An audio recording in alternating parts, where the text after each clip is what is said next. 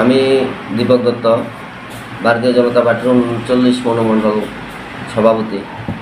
তো সাউথ ত্রিপুরা জেলা পরিষদের যে নির্বাচন, এই নির্বাচনে আমাকে দল 15 নং আসনে প্রার্থী হিসাবে ঘোষণা দিয়েছিল এবং আমি গণদেবতাদের আশীর্বাদ নিয়ে বিপুল ভোটের ব্যবধানে আমি জয়ী হয়ে এসেছি।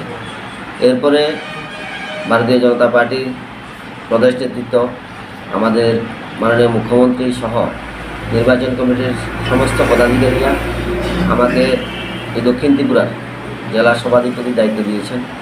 তো আমি আমার যে টিম রয়েছে, জানেন এখানে 17 জন জেলা পরিষদের সদস্য রয়েছে টোটাল।